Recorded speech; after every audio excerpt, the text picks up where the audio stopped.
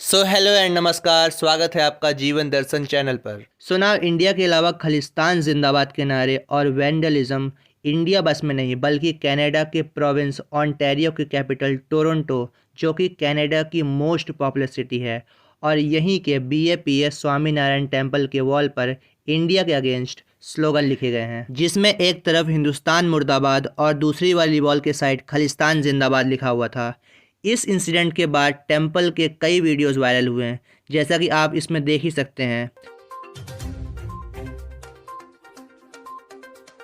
इसमें anti India graffiti लिखी हुई है। वीडियो के वायरल होने के कुछ टाइम बाद ही इंडियन हाई कमीशन ने ट्वीट कर इस इंसिडेंट की निंदा की और कैनेडियन अथॉरिटी से वैंडलिज्म के इन्वेस्टिगेशन करने के लिए भी कहा। वहीं ब्रैम्पटन सिटी, जो कि ओंटारियो प्रोविंस के अंदर GTA, ये ग्रैंड थेफ्ट ऑटो नहीं है प्यारे गेमर्स, इसका पूरा नाम है ग्रेटर टोरंटो एरिया। इसके अंदर टोरंटो सिटी भी आती है और ब्रैम्पटन सिटी भी।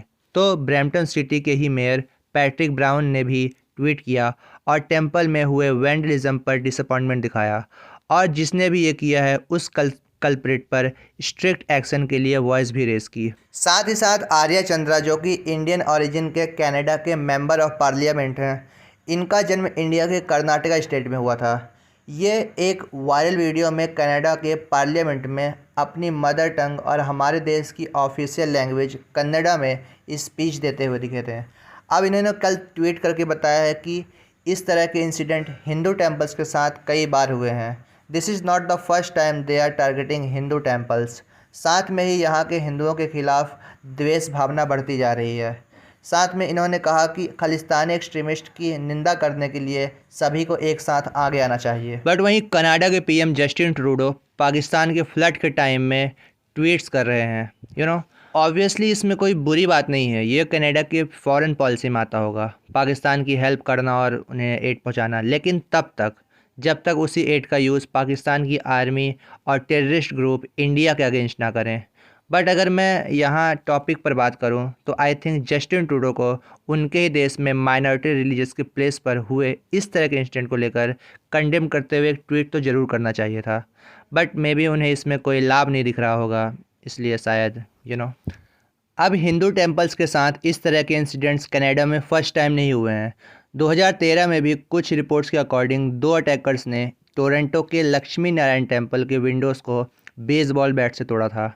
साथ ही उन्होंने बैट्स भी वहीं छोड़ दिए थे। इसका एक वीडियो भी रिकॉर्ड किया गया था, जिसमें से एक बैट पर सिख रिलीजन का लास्ट नेम लिखा पाया गया था और साथ में खंडा भी रिकवर्ड हुआ था।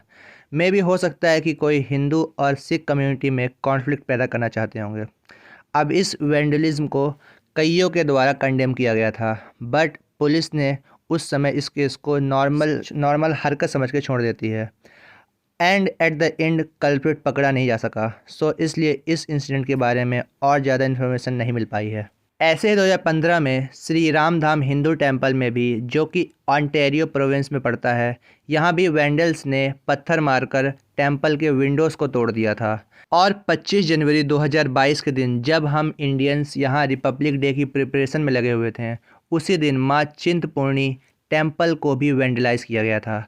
साथ में GTA में ही हिंदूज हेरिटेज सेंटर में भी घुसकर वहां की दान पेटियों और मेन ऑफिस में भी तोड़फोड़ की गई थी। साथ ही फरवरी 2022 में ही टोरंटो के डजन्स ऑफ हिंदू टेम्पल में कई बार चोरी हुई और यहां के सामान को भी नुकसान पहुंचाया गया था।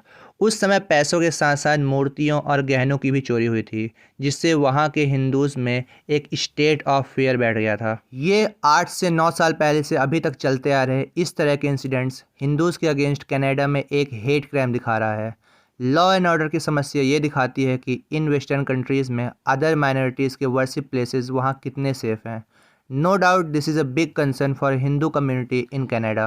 तो आप लोग क्या सोचते हो इस तरह के हो रहे इंसिडेंट्स के बारे में, कमेंट करके बताओ।